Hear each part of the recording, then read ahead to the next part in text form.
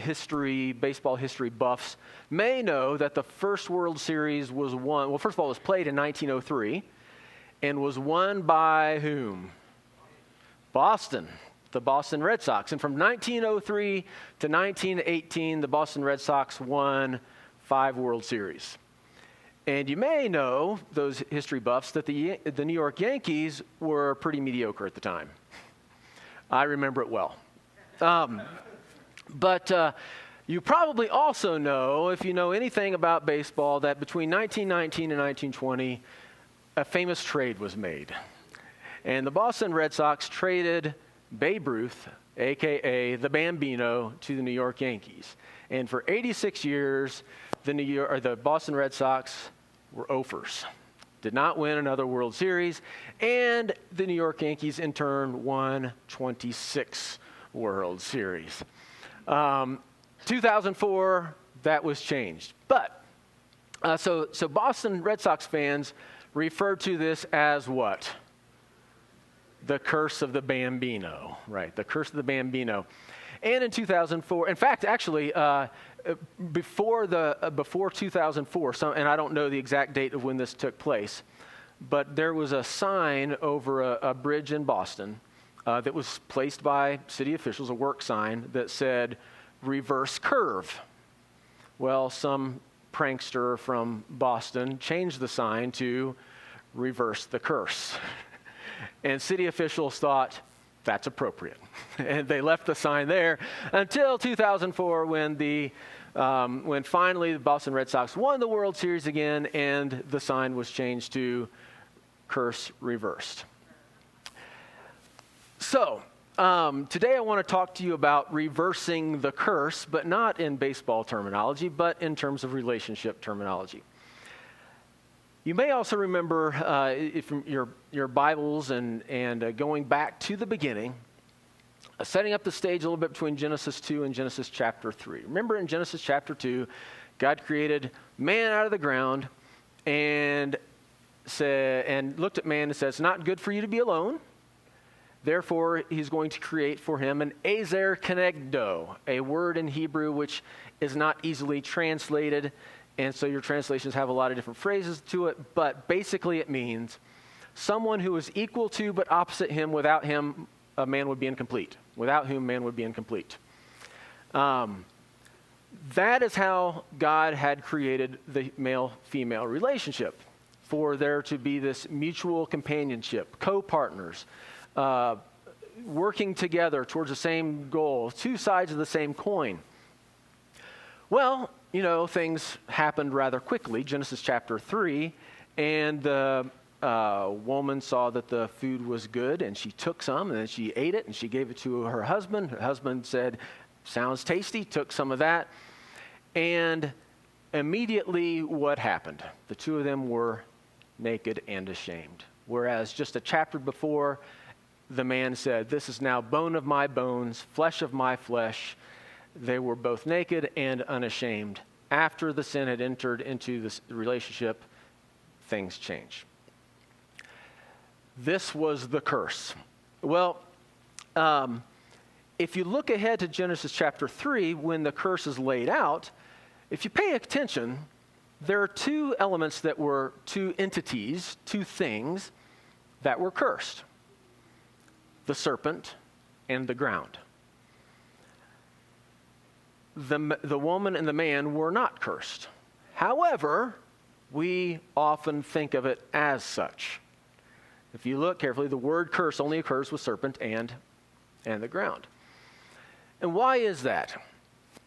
Well, I think that we have a certain sense of where human male-female relationships ought to be. But if we look back to Genesis chapter 2, we see that this is not how God intended it to be. This is how male-female relationships often are when sin, when pride, and those types of things enter into the relationship. What I want to look at today in chapters 5 and 6 of Song of Songs is a way for us to reverse the curse. So if you have your Bibles with you, you can turn to chapter 5, 2. I'll be reading this in 3 separate segments, and I want to give you fair warning. What I like to do in preparation for teaching or for sermons is to translate the text myself ahead of time so I can see what's going on here. And if you have an English Bible, not a digital, but in print, you'll notice that there are a lot of footnotes at the bottom of your pages that say, meaning of Hebrew uncertain. The text of this passage, of these chapters, is very complicated and tricky, and the NIV from which I'm going to read from, and it's the version that is under your chairs, does not really do justice to the text, and it's rightfully so because the translators have to make a lot of tough decisions along the way. But anyway, let's turn to Song of Songs, chapter 5, starting in verse 2. We're going to read 2 through 7 to begin with. I slept, but my heart was awake. Listen, my beloved is knocking. Open to me, my sister, my darling, my dove, my flawless one. My head is drenched with dew, my hair with the dampness of the night. I've taken off my robe. Must I put it on again? I've washed my feet. Must I soil them again? My beloved thrust his hand through the latch opening. My heart began to pound for him. I rose to open for my beloved, and my hands dripped with myrrh, my fingers with flowing myrrh on the handles of the bolt. I opened for my beloved, but my beloved had left. He is gone. My heart sank at his departure. I looked for him, but did not find him. I called him, but he did not answer. The watchmen found me as they made their rounds in the city. They beat me, they bruised me, they took away my cloak, those watchmen of the walls. So our first point today in your bulletin is love dreamed. Love dreamed.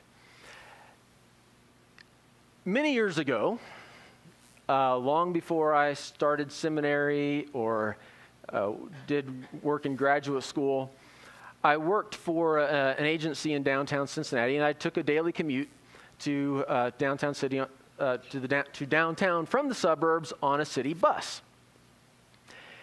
And every day at the government square on the ride home, there was a certain lady on the bus stop who was, to some degree, had some sort of degree of learning disability. And she was overly joyous about everything. And everybody on the bus stop loved her. And she just couldn't find fault with anything. Well, one day at the bus stop, while we're waiting to catch the bus heading back to the western suburbs on bus 19, a car drove by playing a Lionel Richie song, "Say You, Say Me." And as the car drove by, she goes, "Lionel Richie, my dreamboat." And I just remember that so clearly. This has been 20-some years ago. It's very vivid in my mind. Well, the lover of the Song of Songs could very easily be saying about herself, "My beloved, my dreamboat."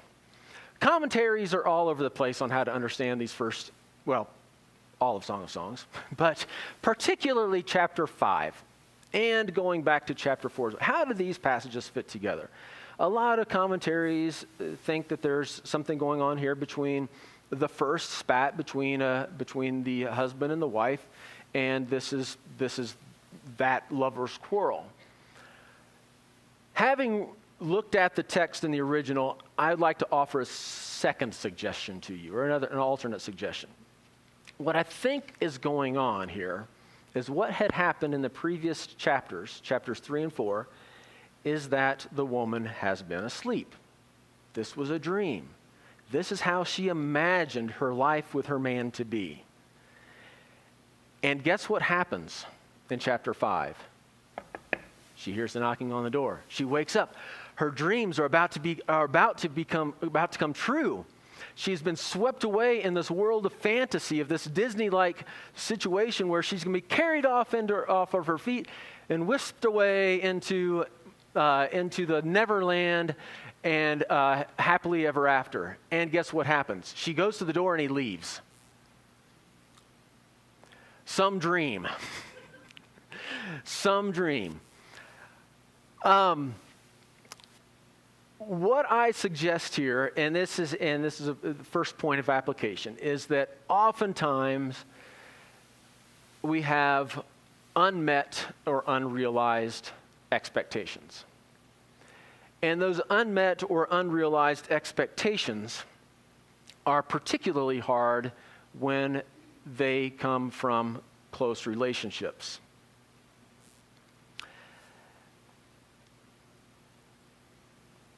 So some of the unmet expectations can be met by adjusting our priorities. Right? So let me back up. So where does real life throw us some unmet expectations? Those of us who have been married for, say, any time longer than a year, realize that marriage is going to leave us with some unmet expectations. Things happen, life happens. There are parenting challenges. There are job struggles. There are losses of jobs. There are children misbehaving. There's getting up in the middle of the night to change diapers. There's not sleeping because of crying babies, right? There's all these different things that can take place that get in the way. We have even unmet expectations in terms of what we'd hoped that we would do together. Taking certain vacations. Having children wander away from the Lord. A home that is in disrepair or in a constant state of chaos. Certainly not our house. Loss of friendships or broken relationships. So there are lots of things along the way where our expectations become unmet.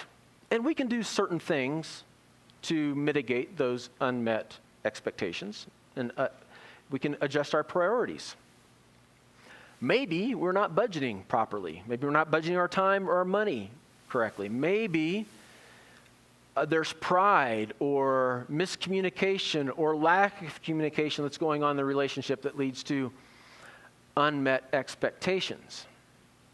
And so there are certain things that are within our control that maybe we can do to adjust these unmet expectations. And sometimes these unmet expectations are beyond our control. And sometimes we have to say, whatever my lot, thou hast taught me to say, it is well with my soul. Another cause of disappointment is unrealistic expectations. The woman in this passage had an unrealistic expectation of what would happen when she arrived at the door, or what would happen when she meets her lover. She dreamed of being dashed away, of being carried off into this fantasy of ecstasy, but instead she was let down. I once had aspirations of being an Olympic marathoner. My knees and the long, lonely pavements convinced me maybe I will not be an Olympic marathoner. But we all face certain levels of unrealistic expectations, whether they're placed on us by people over us, or we place them on ourselves, or we place them on our loved ones. Children sometimes act like, children. Spouses don't always assess or meet the needs of their partners. Friends and coworkers sometimes disappoint.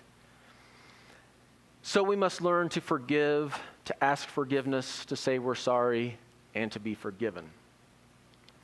Paul says in 1 Corinthians, probably the best word of advice on this. Love is patient, love is kind. Love is not envious or boastful or arrogant or rude. It does not insist on its own way. It is not irritable or resentful. It does not rejoice in wrongdoing, but rejoices in the truth. It hears all things, believes all things, hopes all things, endures all things. Love never fails. So the first step toward reversing the curse is to love unconditionally. Relationships are comprised of sinful people. Unrealistic expectations lead to unmet expectations. Forgiveness and patience are the path towards reversing the curse. Let's turn now to Song of Songs 5:8 through 6:3. Daughters of Zion, I charge you, if you find my beloved, what will you tell him? Tell him I am faint with love. How is your beloved better than others, most beautiful of women? How is your beloved better than others that you so charge us? My beloved is radiant and ruddy, outstanding among 10,000. His head is purest gold. His hair is wavy and black as a raven. His eyes are like doves by the water streams, washed in milk, mounted like jewels. His cheeks are like beds of spice, yielding perfume. His lips are like lilies, dripping with myrrh. His arms are rods of gold set with topaz. His body like polished ivory, decorated with lapis lazuli. His legs are pillars of marble set on bases of pure gold. His appearance is like Lebanon, choice as its cedars. His mouth is sweetness itself. He is altogether lovely. This is my beloved. This is my friend, daughters of Jerusalem. Where's your beloved gone, most beautiful of women? Which way did your beloved turn, that we may look for him with you? My beloved has gone down to his garden, to the beds of spices, to browse in the gardens and to gather lilies. I am my beloved's, and my beloved is mine. He browses among the lilies. So the scene shifts now, and what seems to me is taking place is the daughters are now acting like sketch artists, and they said, now, tell us this guy. We want a full description. We'll help you find him, but give us the details, would you? And what just happened to the woman would make you suspect that maybe her response would be, this guy I don't even want to talk about. I am so unfriending him on Facebook. He is a jerk. He's pathetic. He is rude. He is worthless. He's a louse. I don't want to talk about him. Instead, she speaks of highest praise about him. But I think what is particularly interesting, or in addition to that, is that she doesn't give the daughters of Jerusalem any reason at all why maybe they should go and comfort the man. She speaks in such a way that she makes it quite clear he is still hers and vice versa. The passage here, this has been mentioned a couple of times already, not this particular word, but we've seen this kind of bodily description one other time in the songs, and we'll see it again, or we won't see it. You'll see it on your own when you read it. In chapter 7, this bodily description. And scholars have recognized in the last 50 years or so that this bodily description from head to toe mirrors a Middle Eastern type of marriage ceremony called a watf. And this watf is something that they proclaim at a marriage ceremony where one extols the beauty of the other from head to toe. A modern watf, if you will, somewhat not quite the same, is Bruno Mars, Just the Way You Are. His eyes, her hair, or his eyes, her eyes, her hair, her lips, and I'm not going to sing it for you, and her laugh. He is going through the song in a descriptive type of fashion, describing the beauty that she is. I want to draw your attention to, Jeff showed a comical a description of one of these wops earlier on where how attractive is this lady with a pillar with a neck like a pillar. As you look at these passages though, note that the emphasis is not on the noun's description, but on the function of the nouns within the passage.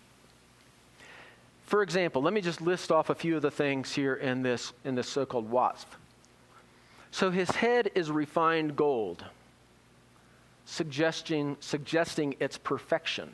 That word refined there. His black hair is his hair is black and wavy, and depending on your translations, the metaphor is that of a palm frond. And so this is typical of someone of his ethnicity and probably his youth.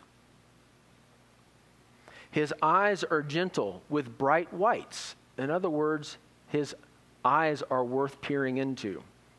He has soft cheeks, literally a bed of balsam, and tender lips.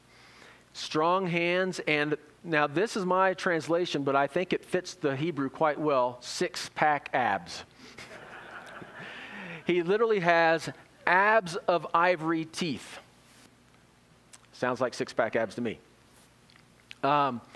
He has massive quads and a strong base. In other words, he looks great and he is altogether desirable. In fact, he has a smooth tongue, which should be recognized in contrast to a sharp tongue. That is where his words are desirable and edifying. So in this passage, the woman has been devastated by an unmet and unrealistic expectation. One of the first words of advice I received as a newlywed was not to speak ill of Karen in public. Is that really precipitation? That is crazy. All right.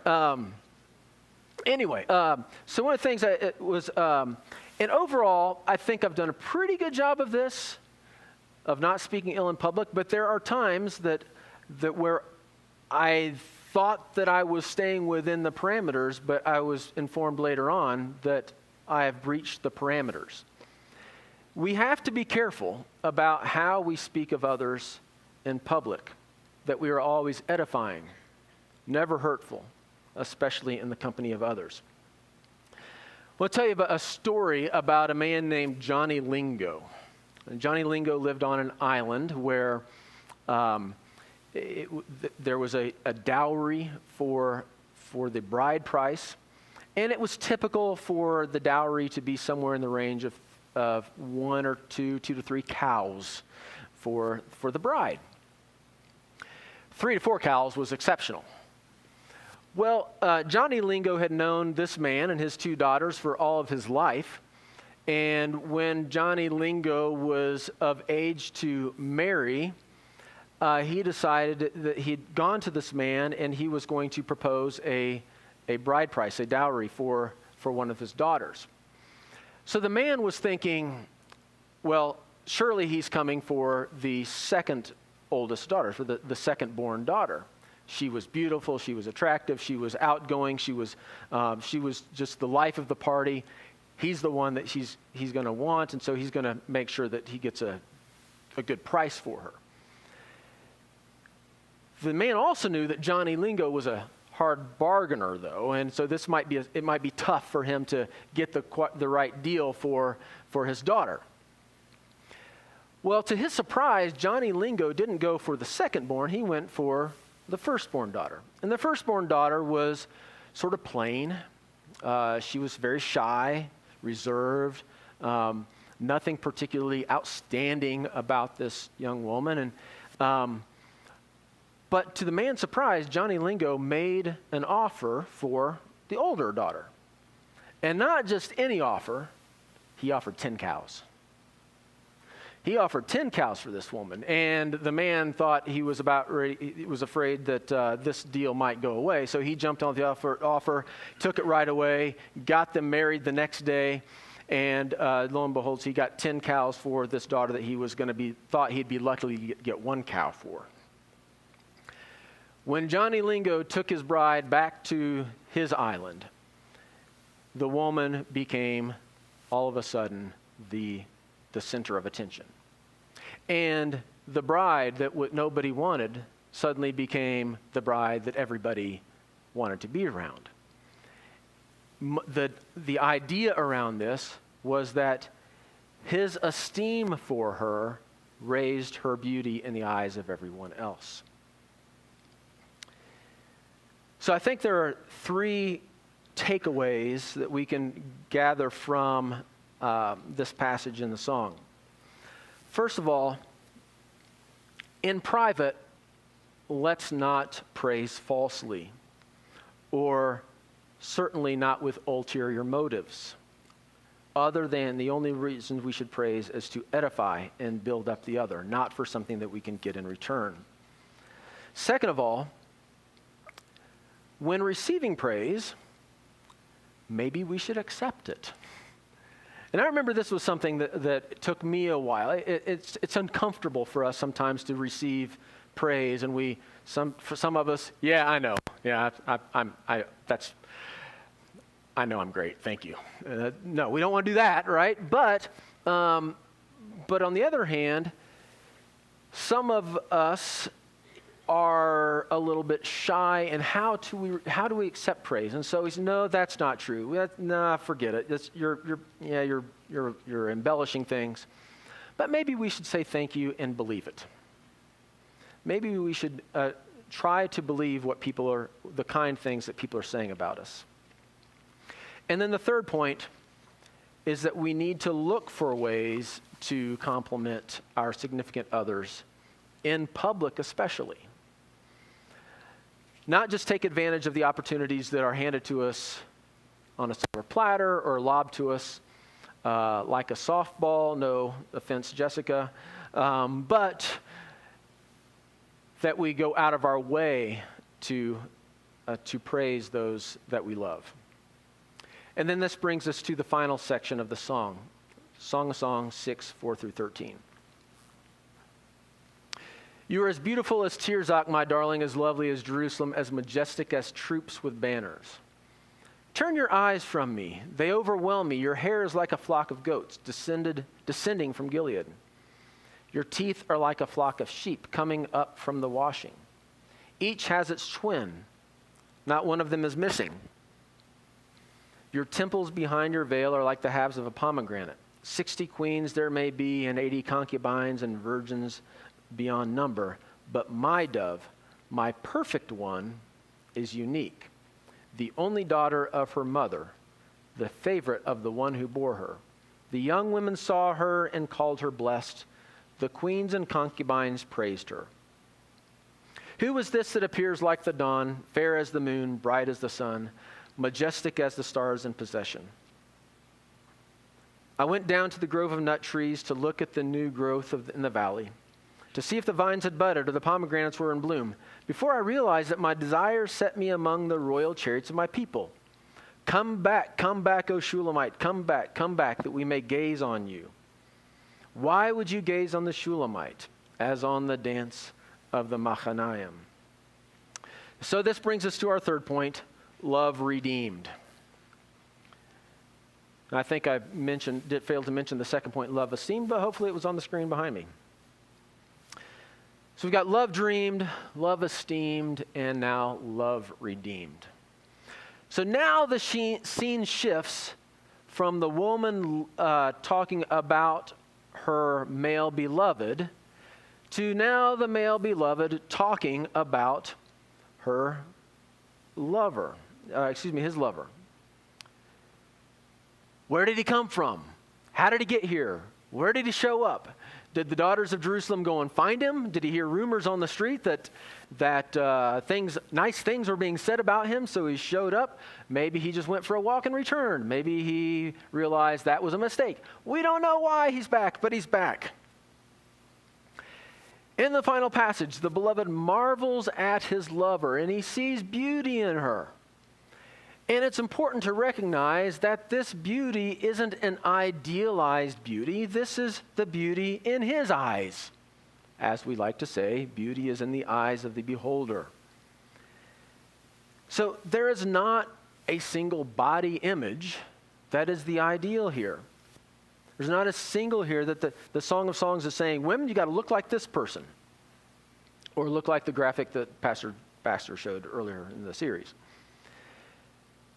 Actress Sonam Kapoor, a Bollywood actress, which I had no idea what Bollywood was until I started into this, said in an interview recently about beauty and perception the following.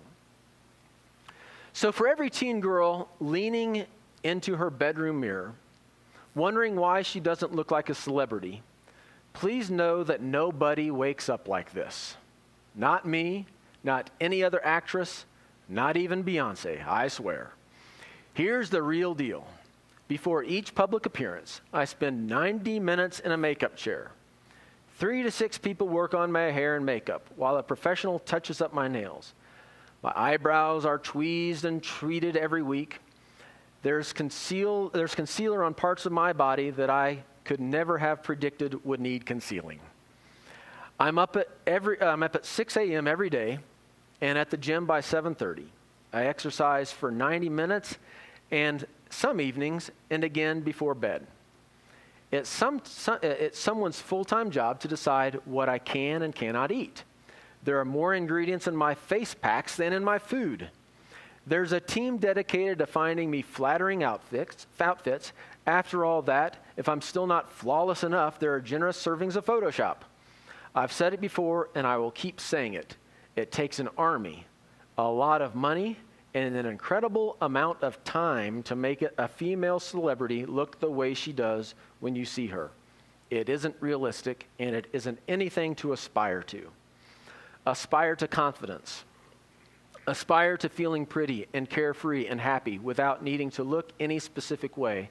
And the next time you see a 13-year-old girl gazing wistfully at a blemish-free, shiny-haired Bollywood actress on a magazine cover, bust the myth of flawlessness for her. Tell her how beautiful she is. Praise her smile or her laugh or her mind or her gait. Don't let her grow up believing she's flawed or that she's anything she's lacking for looking different from a woman on a billboard. Don't let her hold herself to a standard that's too high, even for the women on the billboards. But the beloved just isn't infatuated with her looks, although he is smitten. He praises her for her reputation. He describes her as both perfect and pure. And these two words in the Hebrew, tam and bar, are words that are used of those things that are specifically dedicated to God. She is not simply a pretty face. To the beloved, she is a perfect specimen in appearance and character. So this brings me to the final point. And I began the message reminding you of the situation back in the garden between the man and the woman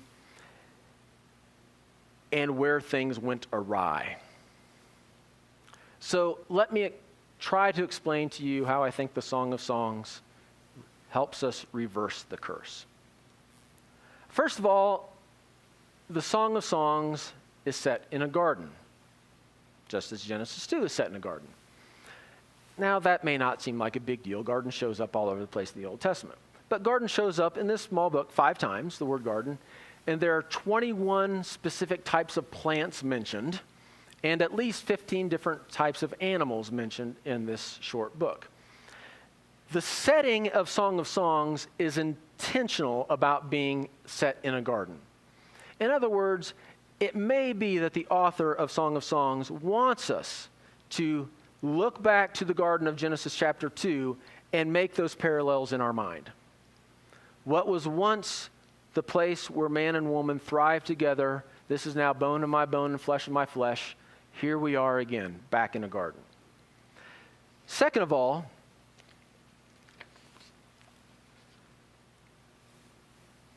after the woman is created from the man's rib in Genesis 2, we are told that they are naked and unashamed. What happens in Genesis chapter 3? Immediately after eating the fruit, they look at themselves, they are naked, they are ashamed, they make coverings for themselves. They are hiding from God, they are hiding from each other. Song of Songs doesn't see the man and the woman as a Genesis 3 couple. They see the man and the woman as a Genesis 2 couple.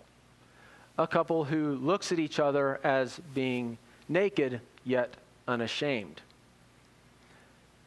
Third, and this is where I think it hits home strongest. The so-called curse in Genesis chapter 3 states that the woman will desire for her husband, but what will happen? The man will lord over her. The word for desire is only used 3 times in the entire Old Testament. It's the Hebrew word teshuka, in case you care. Genesis 3:16, the woman will desire teshuka for her husband, but he will lord it over her. Genesis chapter 4, Cain and Abel, sin is crouching at the door, and God tells Cain, sin's desire, teshuka, is for you. You must master it. Rule. And then the third time is in chapter 7 that we would get to next week in Song of Songs. Chapter 7:10. I am my beloved's, and his desire, teshuka, is for me. Song of Songs situates us in us, it helps us see a male-female relationship where there is mutual teshuka. There is mutual desire. This is not, Genesis chapter 3 is not how it needs to be. Song of Songs demonstrates this is not how it has to be. Song of Songs demonstrates that mutual desire, mutual companionship is the way that God intended it to be, and it can be redeemed. Men and women need not live under the so-called curse. As it turns out, the curse was broken. Unfortunately, Rockies fans are all too aware. Maybe there should be a mile-high curse that we should be talking about. The fact of the matter is, neither the man nor the woman were cursed in the garden. It was only the serpent and the ground. So why do we act as though men and women are cursed and to be at odds with each other? For men to dominate women, for women to passively submit to men's demands, for men to abuse women, and those same women to justify it, or for women to manipulate men. This is not how God intended our relationships to be. This is unfortunately how they often are because of selfishness, pride, and power.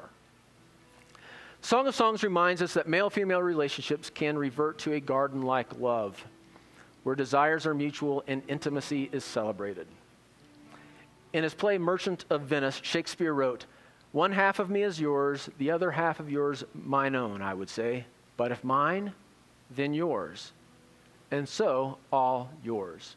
Or, put more simply, what's mine is yours and yours is mine. Selfless love, the kind of love Jesus demonstrated on the cross, is the kind of love that God created humans to have towards one another. Imagine what marriages and interpersonal relationships would look like, if we had the same attitude as Jesus, who, being in very nature God, did not consider equality with God something to be grasped, but made himself nothing, taking the very nature of a servant, being made in human likeness, being found in appearance as a man, he humbled himself by becoming obedient to death, even death on a cross. It's time to reverse the curse.